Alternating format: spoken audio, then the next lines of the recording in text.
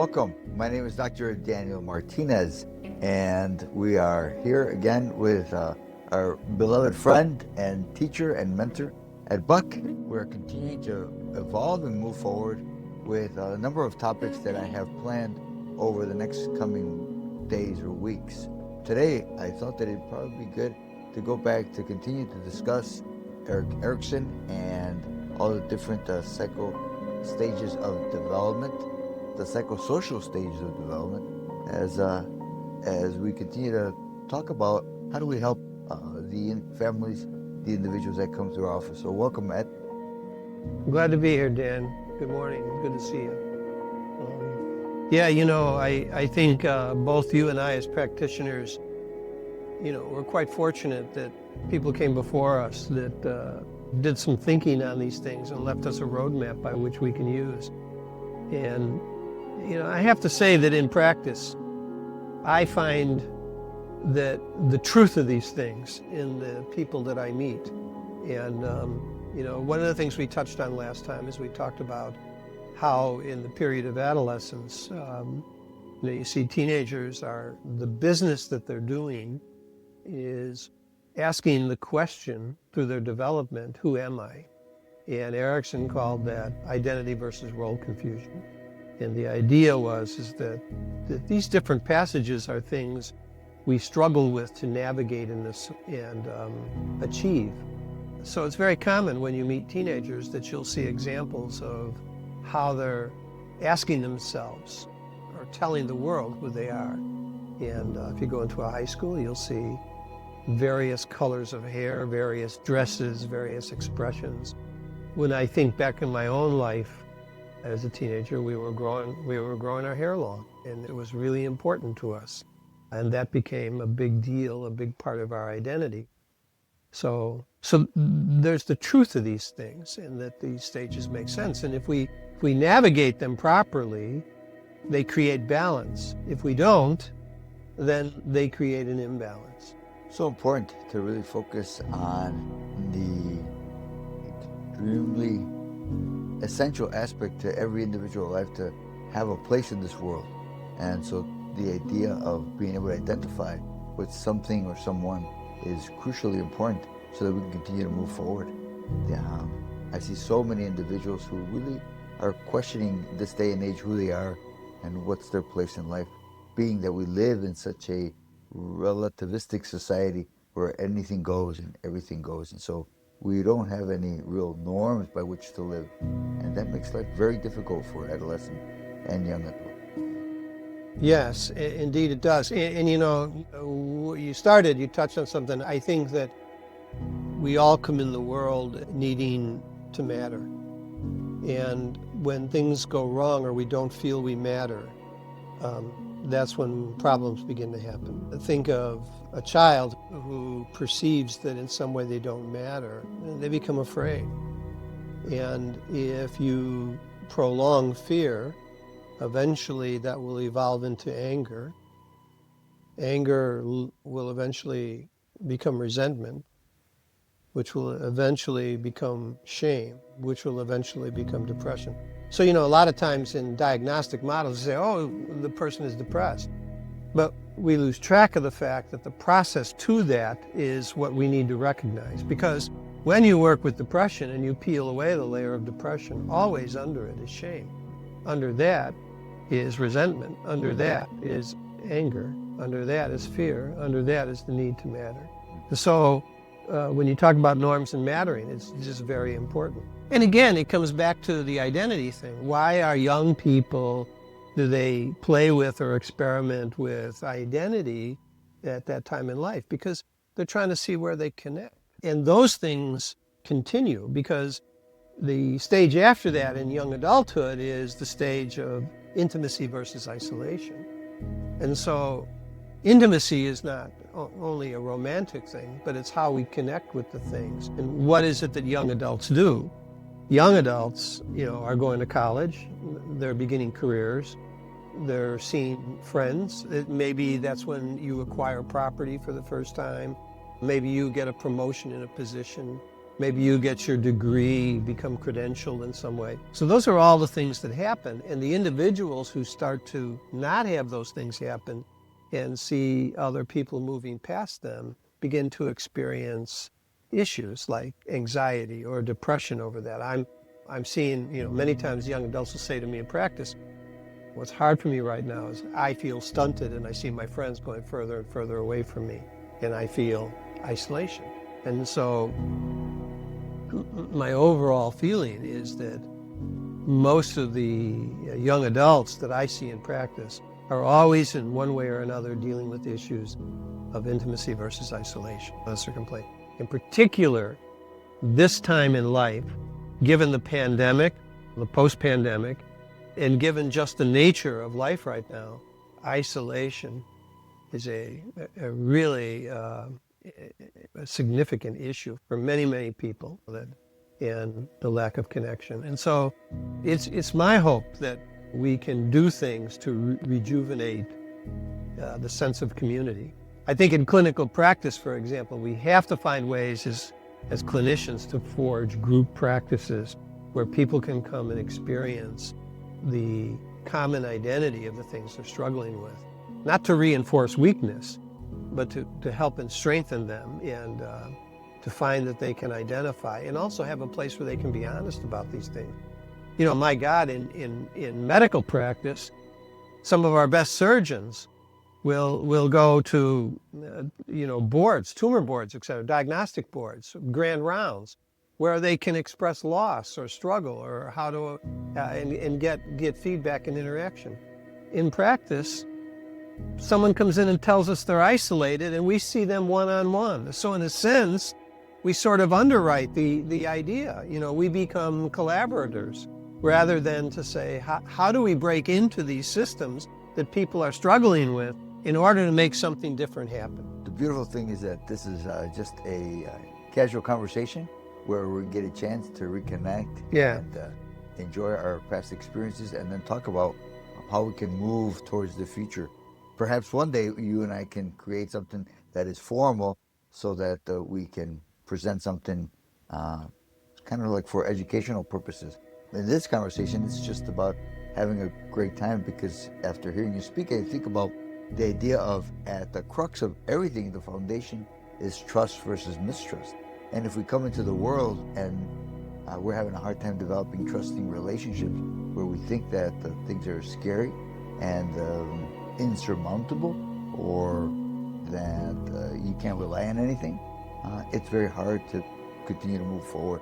And so life in some ways is a set of building blocks that one has to come together on top of the other in an orderly fashion in order for us to live through and continue to build a healthy existence.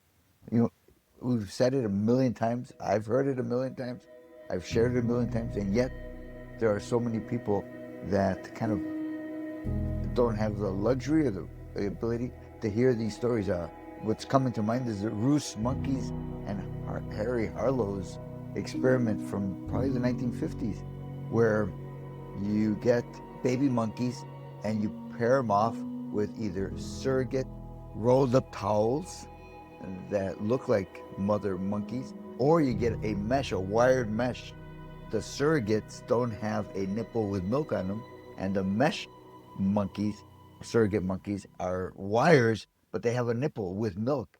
And so the experiment is, where are the baby monkeys going to attach? And rather than attaching to the nipple when they're hungry to feed, they don't care so much about the food. They care about the warmth of the cloth monkey.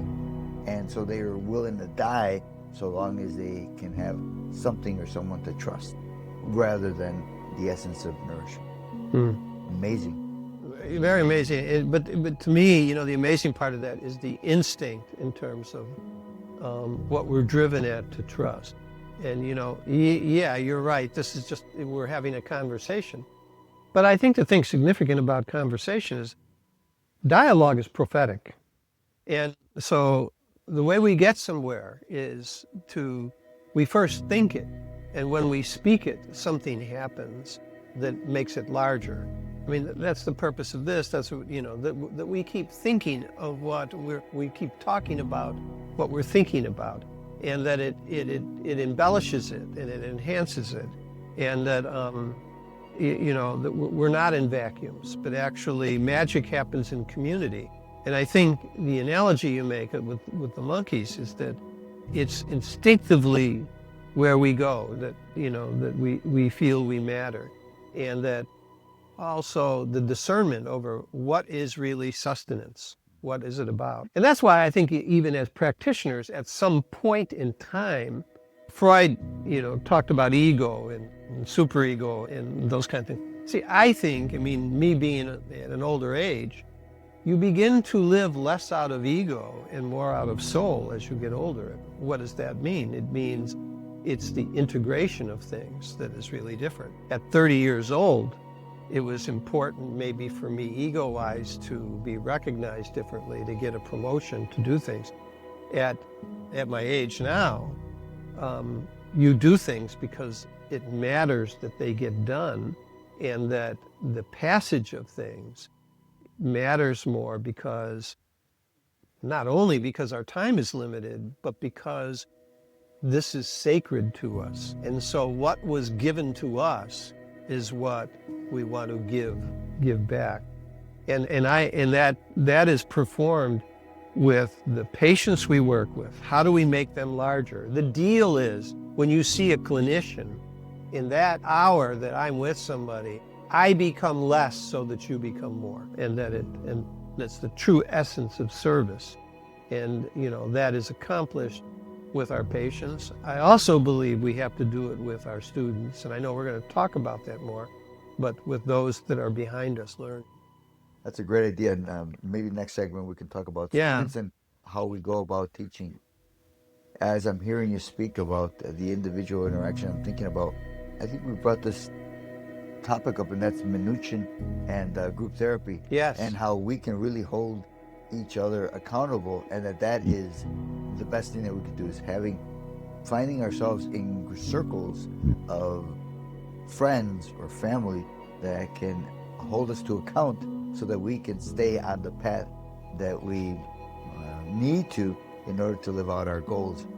I'm thinking about, in the years past, a city clinic in Chicago where I walked in and I was amazed that I saw about 5 different small offices where the psychiatrists were prescribing the medicine. But in the center of this large room, probably 30 by 30, were like 4 or 5 different pool tables. And so I asked, why are all these pool tables here and the psychiatric offices around the pool table? And they said, well, we're following the Minuchin model, that the most important thing is, the medicine, so that we have the foundations of physical health established. But then after that, you have to interact with people, and you have to create your own relationships. And in the middle of playing a game of pool, you're going to be talking about your personal lives and asking how everybody else is doing and checking in and encouraging people towards better living. How about that? That's great. I think maybe we should leave and go back and draw up a new plan for redesigning the office. Hey, that's a good idea. We're going to recreate Oak Park. Maybe today, instead of pool, we'd be playing bags or something. But absolutely, the truth of it is it's the interaction of people, and it's not only holding each other accountable, but understanding the magic of the place that there are places where we can really be honest, and that it's safe to be honest, and we can grow and just experience what it means to help one another. And I think that my wish on this is, before I leave this earth, is that we will evolve the psychology movement into places like that, where we once again realize the value of those things. I think the harm happened when managed care entered into the work of service, because they measured what folks' pain is worth. As a practitioner, I I still have a hard time, when, managed care says that pain in marriage isn't worth anything really. And so it's very, very limited, if any at all, coverage for couples to come in to help. But if you turn on the news, there are all kinds of examples of violence in marriage and terrible things that happen at that end of things. I think we have to come back to a place again where there's a dialogue model, even of interaction, where practitioners can be consulted with on what is important for the delivery of service, and have some role in determining how things should proceed. That's bewildering to me. But I mean, think about it. Think about every day couples get married, and there's very few examples in our society today where couples gather to talk about marriage and what is meaningful about marriage. And yet there are many divorces. There's all kinds of things that happen and go on that could be really interesting for couples to work on, and maybe it would save a lot of relationships. But I know that it just isn't something that occurs on a large scale basis. But to be able to promote the things like that, imagine that. Imagine, groups of young adults who could talk about what it means to deal with intimacy versus isolation, and not in those terms, but how it manifests. What does it feel like when I didn't get hired for a job? What does it feel like, when I feel like all my friends around me their lives are accelerating further than mine? They have an opportunity to do that. I think that the problem with psychology is we've done that in isolation. Freud lived more than 100 years ago, and we're still behaving in very similar ways. And I think we need to innovate and say to ourselves, what does the society and the social order today demand of how we should practice? Certainly medicine doesn't practice the way it did in the 40s. It's changed. And so I think we in the psychological service fields need to be looking at that, which means we need to be talking to each other about it or thinking in terms of, there are I've read about some very innovative programs that are going on where people are experimenting with things. Those are things I think we need to examine more. Yeah, so we've had a number of students over the years, 4,000 students, and my hope is that we continue to build the programming that we've created so that we can, if nothing else, offer up a discussion for how young people training to become healthcare providers can choose as they continue to move into practices of their own. Big topic, and I really believe that it is really important, and it's a topic of great need. And really think that our young professionals are facing, some of them are really recognizing it. I know with our medical students, a lot of times some of the feedback that we've gotten is nobody tells us anything. Our expectation to be told things is, very minimal. So yes, I think it's, personally to me, it's one of the most important things. And how are we helping to build interns? In terms of comprehensive clinical services, I think we have to define a specific model of teaching that is, you talk about Erikson's steps. I would say that CCS is in its identity versus role confusion stage. And our next move is to go on to intimacy versus isolation, generativity versus stagnation. I mean, you can apply those things to all evolutions of development. The society right now in many ways is trust versus mistrust. People have asked me often, where do I see my career and my practice?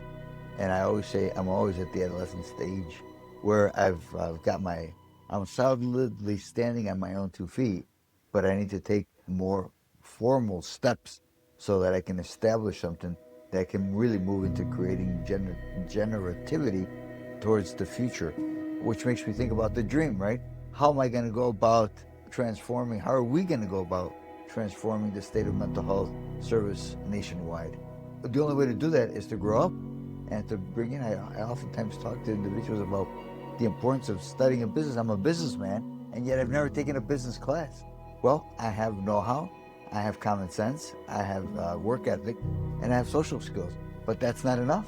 That has given me a grounding to create something, but now I need to continue to evolve in a more formal way, standing on the shoulders of greater people that have that really created the field of business. And absolutely. And you know, the thing about it is that, again, the power of a group, right?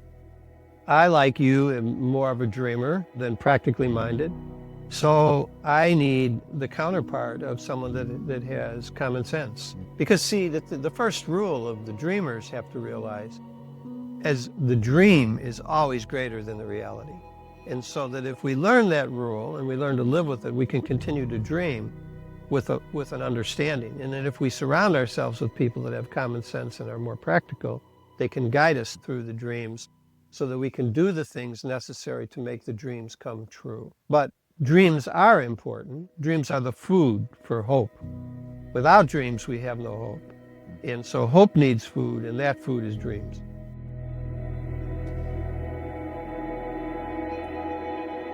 You see, I think that we do need that very much now. And we need to also pass on the fact that people coming into things need to see it in terms of vision.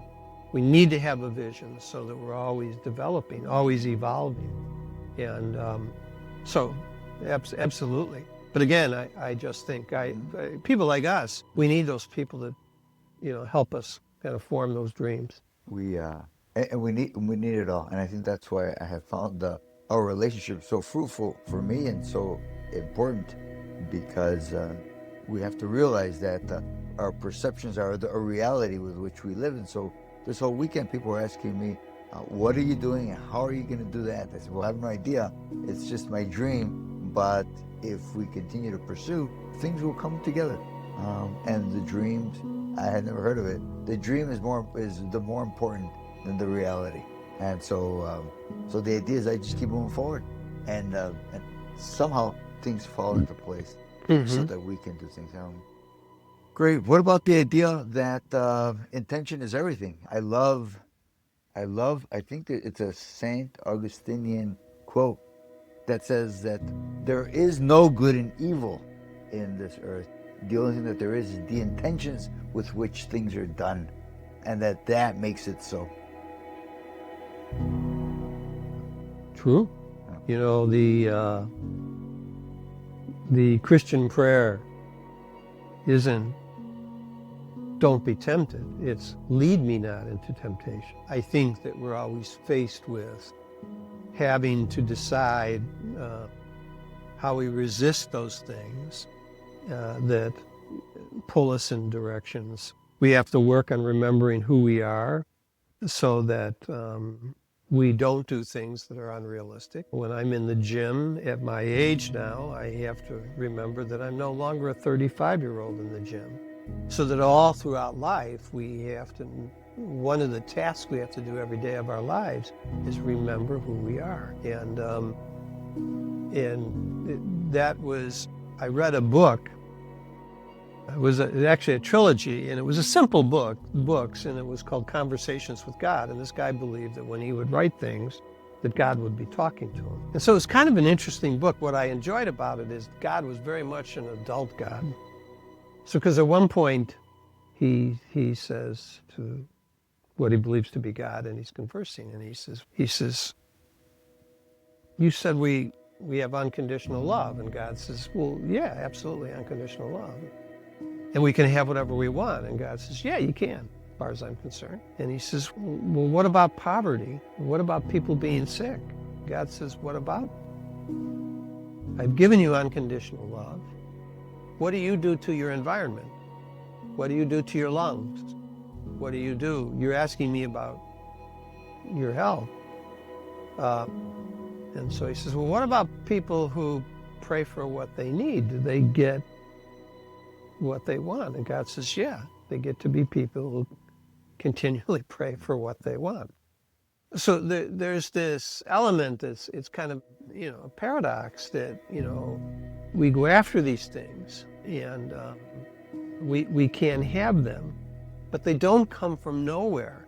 So when we talk about the dream is the vision, it's the horizon, but to put flesh on that dream, to put reality to it, means that we have to go toward that with the vision integrated with the practicality that gets us places. To be realistic. The scriptural passage, give all you have to the poor and follow me. I'm not going to do that.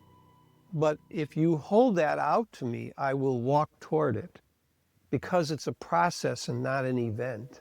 And so that's the truth, I think, of dreams and vision, is that they create a process, a journey for us to reach for and bring people to.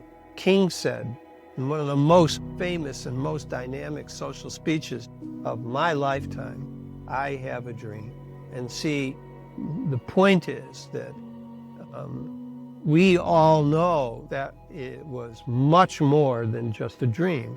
And the paradox is that in some ways that's been touched on, and in many other ways, we're not close.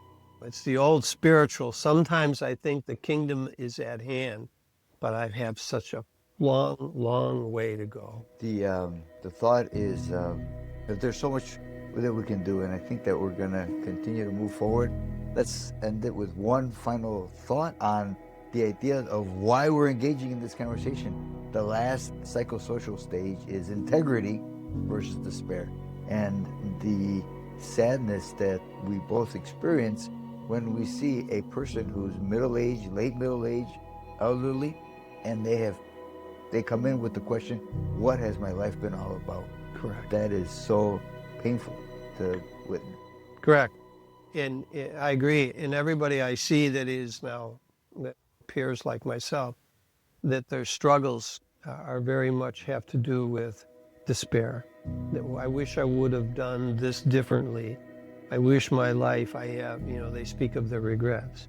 And the transformation that we geared at the seniors, who are the last part of their life, is, can we help them to once again believe they can find joy? And the irony is that we live in the reverse, in my opinion. It's youth and young people who should take less chances and play more safe. And it's actually seniors that really should enjoy more risk. Okay. That's a great place, and I think that it's a great place to end for today's session. Thank you so much for joining us. In the next episode, we're going to focus on how do we educate those youngsters that are coming behind us so that we can continue to promote strong values for how to live a great life. If you enjoyed today's podcast, please like and subscribe, and we look forward to seeing you at the next episode. My name is Dr. Martinez.